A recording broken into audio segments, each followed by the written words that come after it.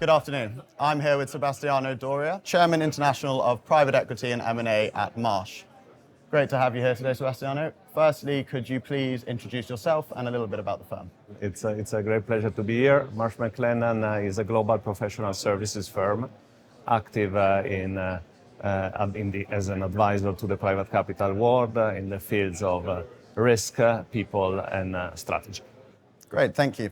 So the first question I have for you today is, how have longer hold periods changed the way PE firms think about value creation in their portfolio companies? So, longer holding period have a profound impact in the way, deals are done by private equity funds. And certainly, the financial engineering approach has been replaced by a more, strategic driven and operational improvement driven approach.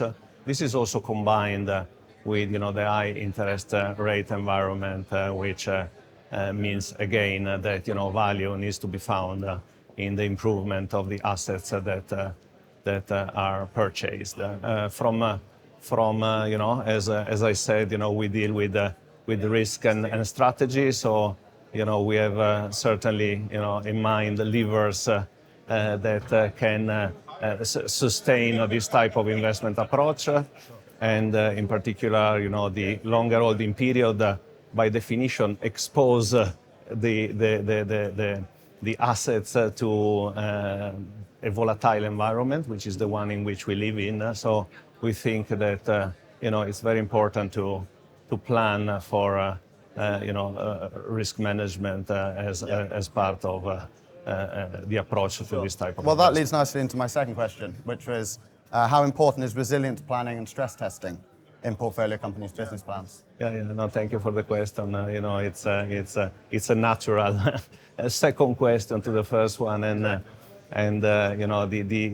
resilience. It's on top of people agenda. Certainly, we live in a world which is extremely volatile, where unexpected and often disruptive events create a situation that are very very material and it needs to be managed.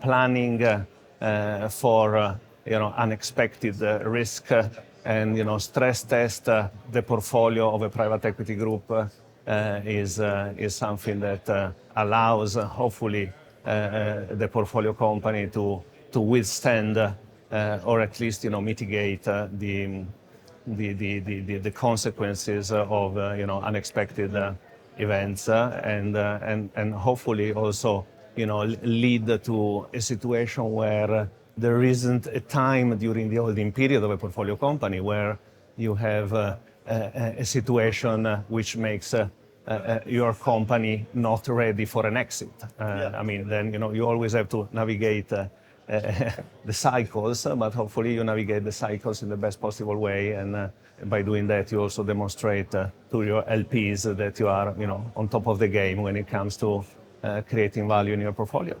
And you've nicely segued again, because my next question was going to be, how should financial sponsors best prepare for exits in terms of risk management and risk transfer? So a bit of the specifics there.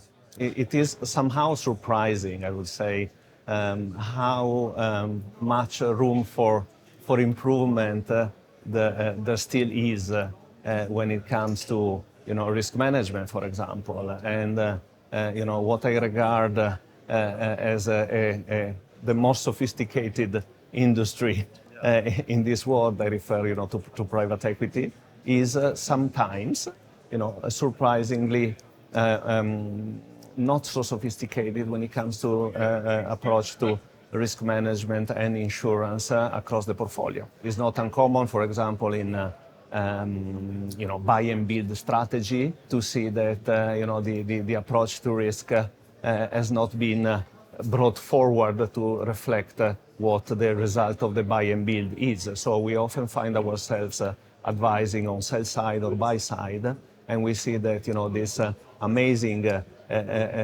businesses that are the result of very successful buy and build strategy are still very basic when it comes to insurance. So I think there is a lot that can be done to again put the portfolio company in the best position as an asset that can be sold and where the value for the seller can be optimized. Not to mention the very now mature sector of insurance solutions to remove specific risk in the area of tax or contingent liabilities, which again are known, but not so well known when it comes to then utilizing them to their fullest potential. And I think there's a great deal of space for extracting more value from a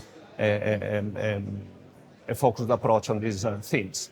Looking at sort of those operational improvements, how do you see insurance and risk advisory fitting into the overall plans of PE sponsors, or how might that change to what it used to be before? We have a fantastic opportunity to play a critical role in the way private equity sponsors can address operational risks management through the use of data. Better use of data comes to mind. Certainly, the concept of adopting portfolio-wide approaches to risk management is highly facilitated by our ability, or the industry ability to use data to then take informed decisions in a way that it was not really possible before. And I would say also the maturity of the insurance market in terms of their understanding of private equity as an industry plays an important role, and there is a strong appetite from capital providers, insurance capital providers, to follow meaningful risk management strategies and offer significant commercial concessions as a result. And I think there's also a lot of merit, for example, in the coverage of private equity and their portfolio in a combined way, because that creates a much better alignment of what each individual management team at portfolio company can see in terms of value creation from a risk management perspective, and what the shareholder sees. I think the consistency is important, because otherwise, if you adopt a best-in-class approach at individual portfolio company, you are still exposing yourself to the risk that the one that for some reason was overlooked is then the one that creates a problem down the line.